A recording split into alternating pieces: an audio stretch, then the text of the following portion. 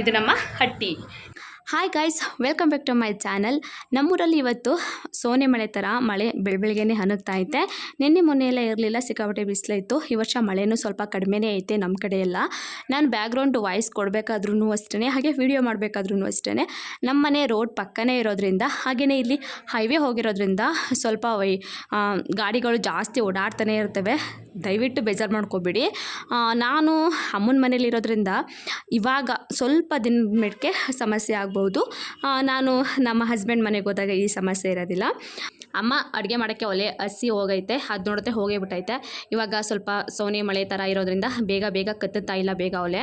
ನೋಡಿ ನಮ್ಮಮ್ಮ ಎಷ್ಟೊಂದು ಸೌದೆನ ಇಟ್ಕೊಂಡೈತೆ. ಇವಾಗ ಮಳೆಗಾಲ ಅಲ್ವಾ, ಮಳೆ ಇಟ್ಕೊಬಿಟ್ರೆ ಸೌದೆಗಳೆಲ್ಲ ತೊಗೊಂಡು ಹಾಕ್ಕೊಳಕ್ಕಾಗಲ್ಲ ಅಂತ. ಈ ವರ್ಷ ಮಳೆ ಕಮ್ಮಿನೇ, ಇಷ್ಟೊಂದು ತುಂಬ್ಕೊಳ್ಳೋ ಅವಶ್ಯಕತೆ ಇಲ್ಲ. ಏನೇನಾದರೂ ಕೆಲಸ ಇರುತ್ತೆ ಅಲ್ವಾ, ಹಳ್ಳಿ ಅಂತ ಅಂದಮೇಲೆ ಹೊಲ್ತಕ್ಕೆ ಹೋದರೆ ಸ್ವಲ್ಪ ಬರೋದೇ ಲೇಟ್ ಆಗಿಬಿಡುತ್ತೆ, ಸಂಜೆ ಆಗುತ್ತೆ. ಅವಾಗೆಲ್ಲ ತೊಗೊಳಕ್ಕಾಗಲ್ಲ. ಹಾವು ಇವು ಏನಾದರೂ ಇರ್ತವೆ, ಸೌದೆ ತೊಗೊಳಕ್ಕೆ ಹೋಗೋಣಾಗ ಅಂತೇಳಿ ಈ ಥರ ಸ್ಟೋರ್ ಮಾಡ್ಕೊಂಡು ಇಟ್ಕೊಂಡಿರುತ್ತೆ. ನಿಮ್ಮ ಸಮಸ್ಯೆ ಹೇಳತ್ತಿರೋದು ನಮ್ಮ ಅಮ್ಮ ಅವತ್ತಿವಾಗ ಕೊಬ್ಬಳಕ್ಕೆ ಹಾಕಕ್ಕೆ ಹೋಗಿದ್ಲು ಕಲ್ಲ. ಗುಜ್ರಿ ಅವ್ರಿಗೆ ಇವೆಲ್ಲನೂ ಈಗ ಸೇರ್ಕೋತಾ ಇಲ್ವಪ್ಪ ಒಂದಕ್ಕೊಂದು. ನಂಬರ್ ಹಾಕಿಲ್ವಾ ಈ ವರ್ಷ ಸಲ?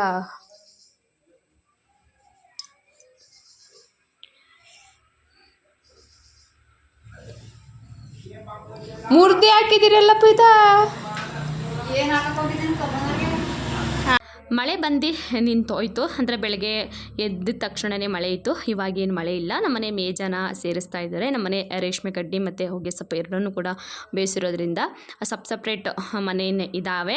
ಇವಾಗ ರೇಷ್ಮೆ ಕಡ್ಡಿ ಕಿತ್ತಾಕ್ಬಿಟ್ಟಿದ್ರು ಒಂದು ಕಡೆ ಸೈಡು, ಮತ್ತು ಇವಾಗ ಹಾಕಿದ್ದಾರೆ. ಅದಕ್ಕೆ ಇವಾಗ ಮೇಜೆಲ್ಲನೂ ಮತ್ತೆ ಎಲ್ಲನೂ ಪಿಟ್ ಮಾಡ್ತಾ ಇದ್ದಾರೆ. ಅದು ನೋಡಿದ್ರೆ ಒಂದು ಐಟಮ್ಸ್ ಇದ್ದರೆ ಒಂದು ಐಟಮ್ಸ್ ಇಲ್ಲ.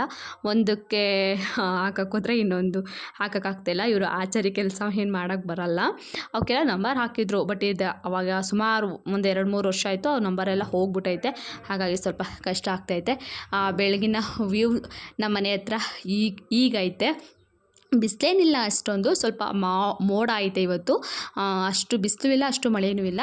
ಸ್ವಲ್ಪ ಬೆಳಗ್ಗೆ ಸ್ವಲ್ಪ ಮಳೆ ಬಂತು. ಒಂದು ಬಟ್ಟೆ ಮೆತ್ಕಾಗೋಷ್ಟು ಮಳೆ ಬಂತು. ನನಗೆ ಸಿಟಿಲಿ ಹೆಂಗೆ ಮಾತಾಡ್ತಾರೆ ನನಗೆ ಆ ಥರ ಮಾತಾಡೋಕ್ಕೆ ಬರಲ್ಲ. ನಾನು ಹಳ್ಳೀಲಿ ಹೆಂಗೆ ಮಾತಾಡ್ತಾರೆ ಅದೇ ಥರ ಮಾತಾಡ್ತೀನಿ. ನನ್ನ ಒರಿಜಿನಾಲಿಟಿನ ನಾನು ಬಿಟ್ಕೊಡ್ಬಾರ್ದಲ್ವ. ಇಲ್ಲಿ ನಮ್ಮ ಸೈಡು, ನಮ್ಮ ಲೋಕಲಲ್ಲಿ ಹಿಂಗೆ ಮಾತಾಡೋಕ್ಕೆ ಸಾಧ್ಯ, ನಾವು ಹಾಗೆ ಮಾತಾಡೋಕ್ಕೆ ಸಾಧ್ಯ. ಇನ್ನೇನೋ ಫಿಲ್ಟ್ರ್ ಹಾಕಿ ಮಾತಾಡೋಕ್ಕಾಗಲ್ಲ. ಹಾಗಾಗಿ ನನ್ನ ಭಾಷೆಯಲ್ಲಿ ಏನಾದರೂ ತಪ್ಪಿದ್ರೆ ದಯವಿಟ್ಟು ಕ್ಷಮಿಸಿ. ಈ ಕಡೆ ಸೈಡ್ ಇದೇ ರೀತಿ ಮಾತಾಡೋದು, ಹಾಗಾಗಿ ನಾನು ಇದೇ ರೀತಿ ಮಾತಾಡ್ತಾ ಇದ್ದೀನಿ. ನಮ್ದು ಬಂದು ಹಳೆ ಮೈಸೂರು ಪ್ರಾಂತ್ಯ. ಈ ಕಡೆ ಹಳೆ ಮೈಸೂರು ಕಡೆ, ಈ ಕಡೆ KR ನಗರ ಸೈಡು ಇದೇ ಥರ ಮಾತಾಡ್ತಾರೆ. ಸ್ವಲ್ಪ ಲ್ಯಾಂಗ್ವೇಜ್ ಎಲ್ಲ ಹೀಗೆ ಇರುತ್ತೆ. ಹಾಗಾಗಿ ನಾನು ಇದೇ ಥರ ಮಾತಾಡ್ತಾ ಇದ್ದೀನಿ.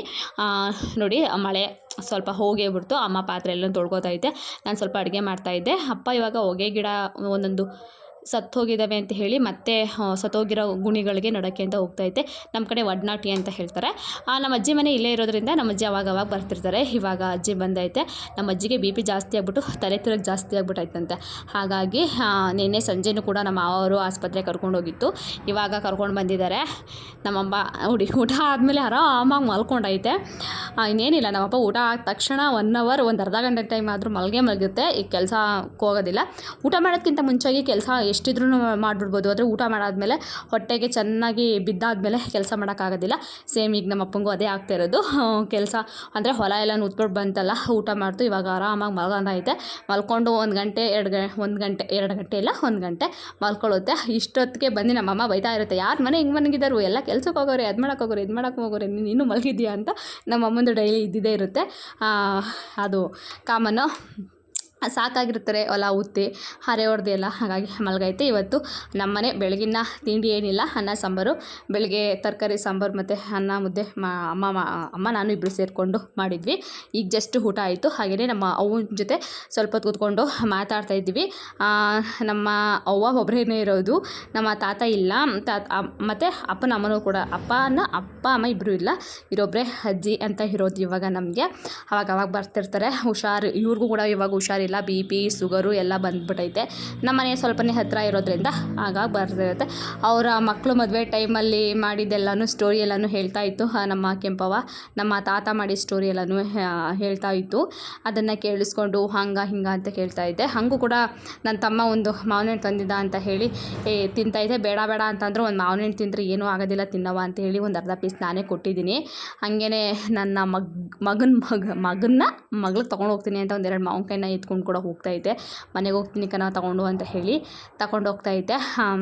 ಅಜ್ಜಿರೆಲ್ಲ ಇಷ್ಟೇ ಅಲ್ವಾ, ಆವಾಗ ಏನೇ ಕೊಟ್ರೂ ಮಕ್ಕಳಿಗಿರಲಿ ಮೊಮ್ಮಕ್ಕಳಿಗಿರಲಿ ಅಂತ ಹೇಳಿ ತೊಗೊಂಡು ಬರ್ತಾರೆ. ಅದೇ ಸಾಲಿಗೆ ನಮ್ಮ ಅಜ್ಜಿನೂ ಕೂಡ ಬರ್ತಾರೆ. ಅವರೇನು ಅದರಿಂದ ಹೊರ್ತಾಗಿಲ್ಲ.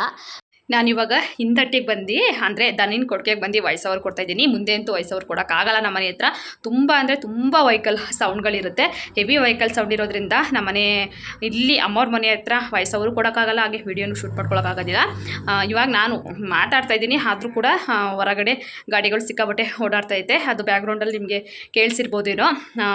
ನಾನು ಸಾಧ್ಯವಾದಷ್ಟು ಗಾಡಿಗಳೆಲ್ಲ ಹೋದ್ಮೇಲೆ ವಯಸ್ಸವ್ರು ಕೊಡೋಕ್ಕೆ ಅಂತ ಟ್ರೈ ಮಾಡ್ತೀನಿ, ಆದರೂ ಕೂಡ ಆಗಲ್ಲ.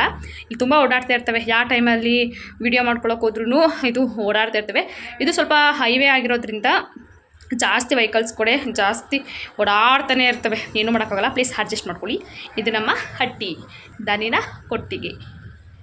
ನನ್ನ ವಿಡಿಯೋ ಇಷ್ಟ ಆದರೆ ಲೈಕ್ ಮಾಡಿ, ಹಾಗೆಯೇ ಈ ಹಳ್ಳಿ ಹುಡುಗಿನ ಪ್ಲೀಸ್ ಸಬ್ಸ್ಕ್ರೈಬ್ ಮಾಡಿಕೊಂಡು ಸಪೋರ್ಟ್ ಮಾಡಿ. Thank you for watching. ಇಲ್ಲಿ ತನಕ ವಿಡಿಯೋ ನೋಡಿದ್ದೀನಿ ಅಂದರೆ ನನ್ನ ವಿಡಿಯೋ ನಿಮಗೆ ಖಂಡಿತವಾಗ್ಲೂ ಇಷ್ಟ ಆಗಿರುತ್ತೆ.